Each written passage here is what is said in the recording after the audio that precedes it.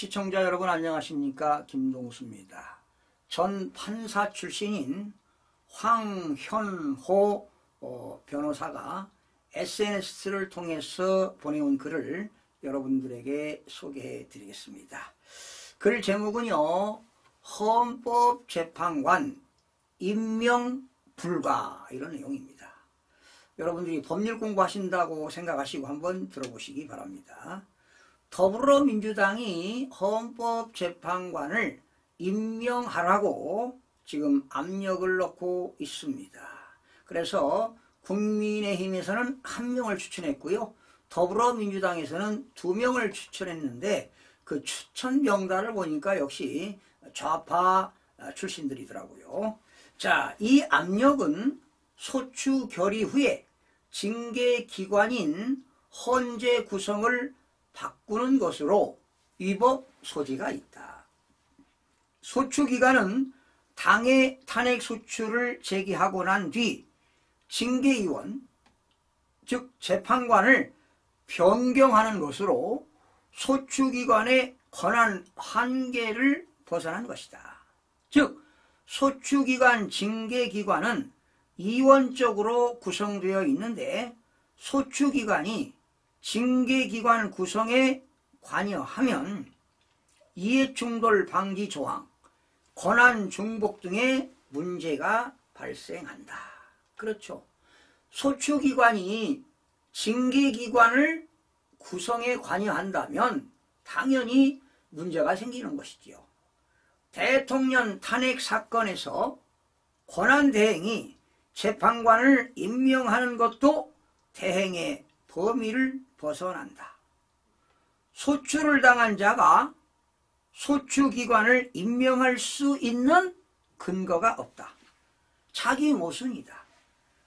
대행이 임명하는 것은 결국 대통령이 임명하는 것과 동일한 법률 효과가 발생한다. 윤석열 대통령이 탄핵을 당하는 마당에 대통령 대행이 징계위원을 임명하는 것은 권한박이다. 자, 헌법재판소의 독립성과 공정성을 위협하는 국회의 헌법재판관 추천에 대해서 전합니다.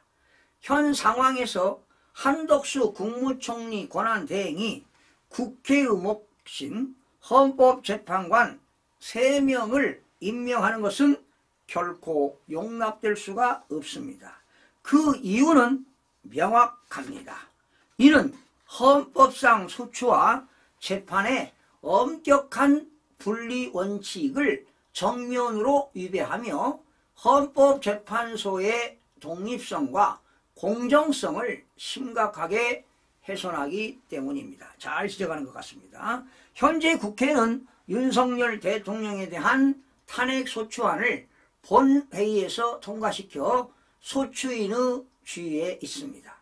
헌법재판소에서 대통령 탄핵안을 심판하는 중대한 절차가 진행 중인 상황에서 소추인인 국회가 재판의 주체인 헌법재판관을 추천하는 행위는 법적, 윤리적 정당성을 잃습니다.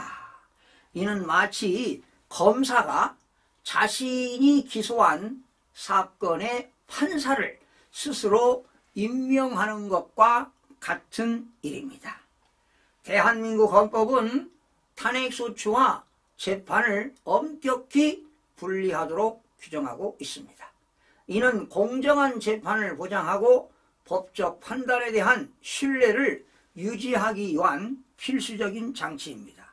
더욱이 이와 유사한 선례가 이미 법원의 판단을 통해 적법 절차 위반으로 결론이 난 바 있습니다.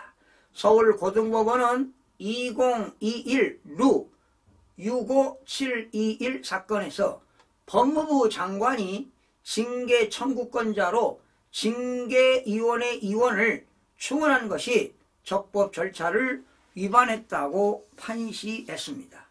이 판례는 탄핵소추와 재판의 독립성 원칙이 헌법적 가치를 가진다는 점을 분명히 보여주고 있습니다. 이를 헌법재판관 추천 문제에 대입하면 탄핵 소추를 의결한 국회가 재판의 주체인 헌법재판관을 임명하는 것은 명백히 공정한 재판과 적법 절차 원칙을 침해하는 행위입니다. 헌법재판소는 국가 권력의 균형을 유지하고 국민의 기본권을 수호하는 최후의 보루입니다. 특히 대통령 탄핵 여부를 다루는 재판은 국가의 운명을 좌우할 만큼 중대한 사안으로 그 공정성은 그 무엇과도 바꿀 수가 없습니다. 국회가 소추인의 지위에서 헌법재판관을 추천하면 헌법재판소의 판결은 정치적 이해관계에 오염될 가능성이 커지고 이는 헌법재판소에 대한 국민의 신뢰를 심각하게 훼손하는 것입니다. 따라서 국회의 몫에 헌법재판관 추천은 최소한 탄핵심판 절차가 종료된 이후로 미뤄져야 합니다. 이는 단지 정치적 판단이 아니라 헌법의 정신과 법적 원칙을 준수하기 위한 필수적인 조치입니다.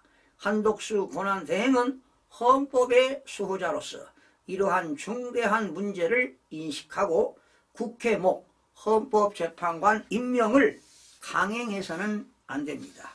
탄핵심판의 공정성과 헌법재판소의 신뢰를 위해 지금은 신중과 절제가 요구되는 시점입니다.